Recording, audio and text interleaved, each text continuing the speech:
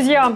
С вами Юля, а это «Ватный хит-парад». Все самое дикое и сочное из страны процветающих скрепных болот.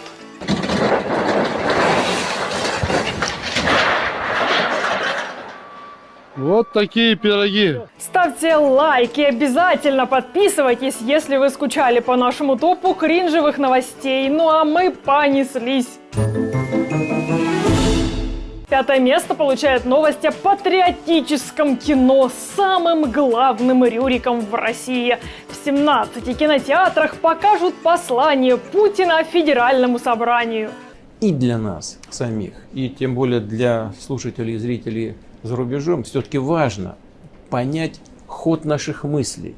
Итак, Рюрик и укронацисты снова на большом экране. Показывает-то из-за санкций нечего, ну хоть это вот сойдет. Columbia Pictures не представляет. Он обеспеченный, самодостаточный и загадочный господин. Да, нищая и огромная страна с большими амбициями. Куда заведет их длительный союз, полный драматизма и любви? Смотрите с 29 февраля тупосюжетную драму от авторов нашумевшего блокбастера «Поляки сами виноваты», где мы будем через 6 лет. Может, якісь буквы там с названием можно будет нарисовать? Щось подумаю, да. Демонстрировать этот бред сивой кобылы будут бесплатно. На афише портрет Путина с подписью «Цели будут достигнуты».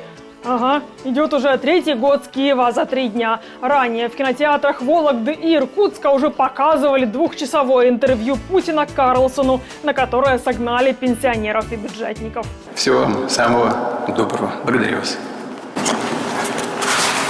Все хорошо. All the best.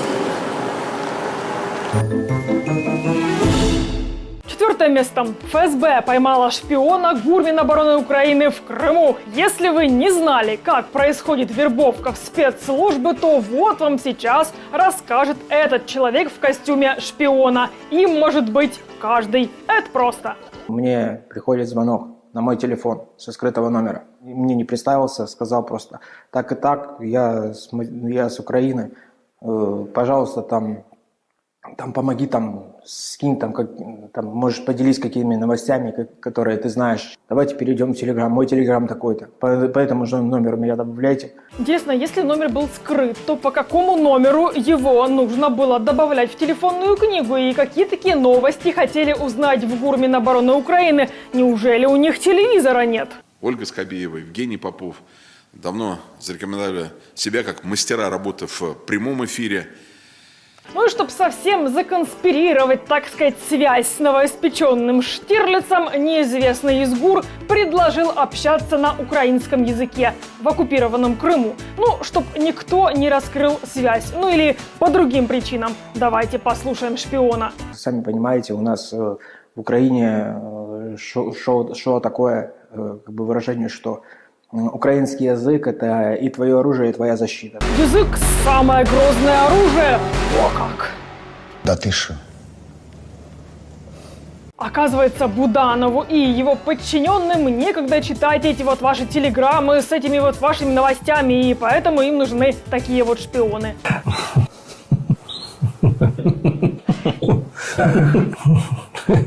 Ой, измельчали что-то шпионы, не те пошли, но у пропагандистов других для вас нет. А я сейчас вам покажу, откуда на Беларусь готовилось нападение. И если бы за 6 часов до операции не был нанесен превентивный удар по позициям, 4 позиции, я сейчас покажу, карту привез, они бы атаковали наши войска Беларуси и России, которые были на учениях. Поэтому не мы развязали эту войну, у нас совесть чиста. И мы врываемся в наш топ. Дорогие зрители, если вы досмотрели до этого места, не забудьте поставить лайк выпуску. Ну и лучше прокомментировать. Ну а мы продолжаем. Третье место и бронзовый лапоть получают новые методички пропагандистов. В Авдеевку не только пришел русский мир, стерев город с лица земли, но и вскрылись жуткие подробности преступлений украинских неонацистов. На развалинах дома оккупанты якобы нашли некий неизвестный контейнер. Вы никогда не догадаетесь, для чего он был предназначен. Только бурная фантазия пропагандистов вам расскажет. Друзья, привет. Хотел вам показать, какие вещи порой находим на позициях в Сучи. Уже не первый раз находим такие специальные боксы. Это для транспортировки органов. Не знаю, как они там очутились, для чего. Это вы можете сами уже гадать там. Можете и сами погадать, но вот вам еще подсказка. А. Это органы для комаров, чтобы вырастить из них авиаполк биодронов. Б. Там хранили маечку от мальчика в трусиках. Это ящик для голосования за Путина. Вариант В. И вариант С. Этого орка в капюшоне контузило, и ему стало мерещиться всякое. Вот эти вот здесь штучки. Это прям транспортировочки. Может, они там девственность свою хранят и перед тем, как вступить во все вот эти ЕС, НАТО и все такое. Ну, в общем, в эти радужные цвета, чтобы занырнуть и что-то оставить на память, или, я не знаю, либо, может, распродажа какая-то украинских печени или почек. Ну да, и хирурги, которые смогут провести ювелирную работу, в каждом окопе сидят, но и немедленно доставляют органы реципиентам. Но и это еще не все ужасные подробности. Кроме контейнеров, в каждом украинском окопе, оказывается, лежит коллекция игрушек для взрослых. Почему-то у российских маньяков тема извращений всегда свежа и непосредственна. Еще такие, что меня поразило, это еще количество огромное самотыков, ну или как они там называются, фалоимитаторы, или там прочие там дилда. Но вы, главное, ничего не перепутайте. Это Россия, самая традиционно скрепная страна, где уголовники приходят с войны, снова убивают и читают лекции в школах, где дают сроки правозащитникам за слово «война» и призывают бить мужчин с накрашенными ногтями. Зато вон Достоевский, Толстой, Гагарин и балет. Культурный код. Какой культурный код, если 80% населения понятия не имеет о этом определении? Второе место и серебряный лапоть получает новость о том, кто же на самом деле прекратил мятеж Пригожина, взял его в окружение и предотвратил угрозу падения путинского режима. Не поверите, это ростовская полиция. Свой уровень подготовки к обострению оперативной обстановки гарнизон донских полицейских показал при попытке вооруженного мятежа и захвата власти столицы Донского региона. Ни один сотрудник не дрогнул в наших рядах. На заседании Заксобрания области начальник местной полиции Олег Агарков похвастался успехами подчиненных за год, забыв упомянуть и того мятежного покойника, чье имя в России нельзя называть. Многим сотрудникам были вручены памятные письма, некоторые представлены государственным наградам. Благодаря слаженным действиям полиции и силовых ведомств удалось избежать смуты. Никто в наших рядах не дрогнул. Минуты опасности.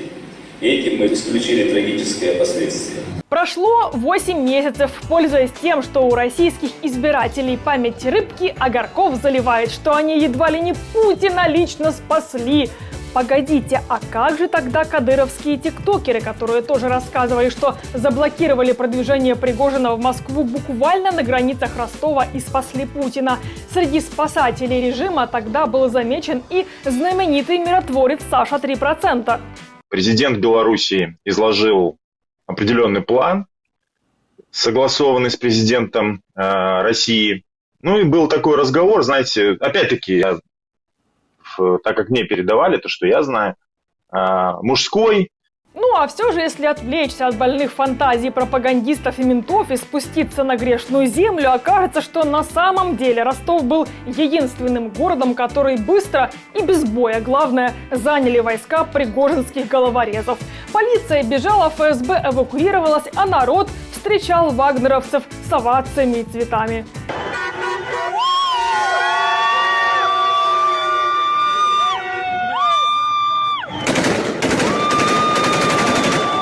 Жители Жители Ростова тогда отмечали, что полиции на улицах практически не было видно. Оказывается, машины появились только тогда, когда бойцы ЧВК начали уже собираться в обратную дорогу. Никто в наших рядах не дрогнул.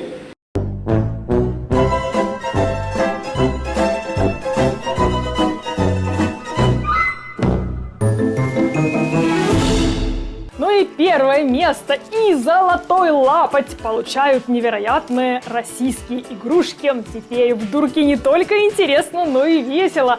Вот вам игрушечный военный комплекс «Искандер» с пушкой, которая стреляет мягкими ракетами, чтобы детишки в полную силу ощутили себя оккупантами. Можно их зарядить и выстрелить. Такому аналогов нету, ну а особенно мягким ракетам позавидовал бы Конашенков, который уже уничтожил вдвое больше самолетов, чем было у Украины. К началу специальной операции в боевом составе украинских вооруженных сил насчитывалось до 250 исправных боевых самолетов и вертолетов. Всего с начала проведения специальной операции уничтожено 572 самолета, 267 вертолетов. Во всем мире детей готовят к мирной и счастливой жизни, и только в РФ готовят к войне и умереть за имперские амбиции выжившего из ума старикашки. За танкистами воздушный парад возглавляет группа из 4 самолетов в составе летчиков подготовительной группы «Капелька», ведущей группы старший летчик-испытатель Серикова Кристина Андреевна. Продает маленький «Искандерчик» один из магазинов детских электромобилей в Казани. Стоимость почти 35 тысяч рублей. Это сейчас 2 минимальные зарплаты в России. Предназначен «Искандер» для детей от 2 до 6 лет, то есть для детсадовцев. Установлены красивые световые эффекты, амортизация подвески спереди, сзади. Колеса резина Ева. Установлен полный привод на 4 колеса. Открываем двери, попадаем в салон. Подсветка панели приборов, магнитофон с индикатором заряда, разъемом USB и функцией Bluetooth. Руль и педаль газа. Оказывается, вот даже детские «Искандеры» гораздо лучшего качества, чем те аналоговнеты, которые власти отправляют на фронт своим освободителям. Заканчивайте это все. Надоело. Будьте людьми. Тут парни гибнут, а вы это все показушкой занимаетесь. На столько миллионов хлама отправили. Вот так остановились, видите, поворот, вот так остановились. Тормозов нету. Что делаете? Я жить хочу, если что. От пуль не сдохнешь, от вашей гуманитарки сдохнешь. На этом у меня все. Что думаете о нашем топе, пишите. И, конечно же, не забудьте поставить лайк, если вам понравился выпуск. И я не зря просматривала тонны шизанутого відео. Любі друзі, дорога родино, слава Україні, живе Білорусь. Пакусики!